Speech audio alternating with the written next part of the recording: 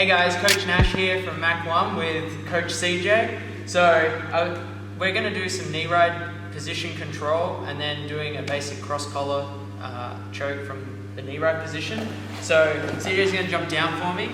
Okay, so when we go into knee ride, I don't want to apply a pinpoint pressure in the middle with my knee. So a lot of people try and apply a very pinpoint pressure, but all that does is make CJ actually want to get out of there faster.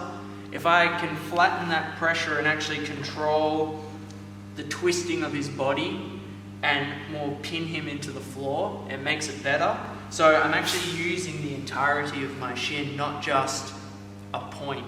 So you can see that if I do be mean to CJ for a second and he tries to move out, and I'm also using less surface area to control him.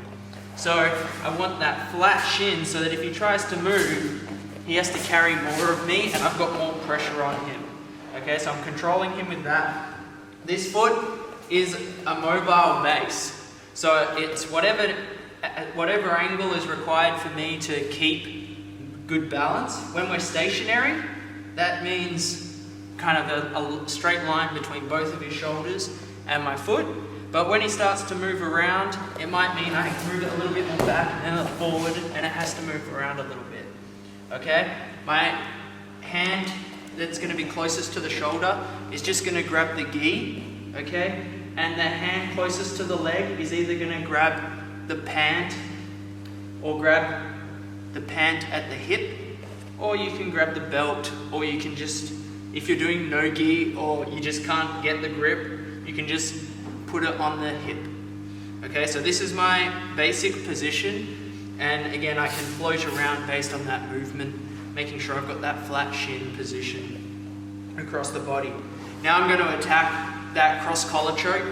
So I'm going to use this hand on the collar to open it up, and the hand is going to go from the hip, palm up into the collar nice and deep, and then I pull all the slack out with this hand into that first one.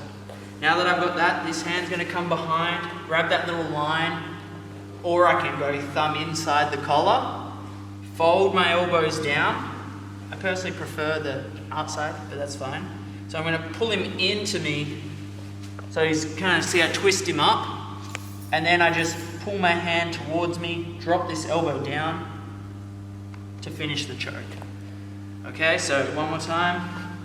Boom, open up, palm slides in and take that slack out. Get that second grip and then pull them towards you. Sometimes if they're being a bit difficult, I'll just grab, so CJ's being difficult by putting his shoulder flat. I'll actually just grab the shoulder and pull him up first and then grip the collar from there. And then I'm pulling this elbow, this first grip elbow, into my body and dropping this down a little bit to get that choke. Okay? Now a little detail, if that's easy, or if you want to be a little bit more fancy with it, or a bit more advanced, is earlier Coach Ian showed this Bravo grip. So when I get into the knee ride, I can open this side up and pass it under CJ's arm like an underhook and pass it to my other hand. So now I pull up here. I really like this, particularly being smaller, because CJ's bigger than me. Sometimes I found here they turn into you, and I try, but I don't have enough power to, even with good technique, I still don't have enough to keep them there sometimes. So by using this Bravo grip, when CJ tries to turn, I just pull up on it and it allows me to control much bigger people really easily. So from here, same thing. Now I'm just on the inside of that Bravo grip. So as you can see, I'm kind of on the end, reach inside it, grip, and then same thing, I pull him up. But now this time I'm going to grab the piece of the material around his back for the same choke. So all the basic chokes, all the advanced chokes are based on the basic chokes. So if you don't have the good basic one here, and you can't do that well, putting the Bravo grip in isn't going to make the choke work. If you have a good foundation choke, boom, you're going to make this Bravo choke work even more effectively. So again, controlling, he starts to push into me or something, so I pass it under, and I use the pull to get him back under control.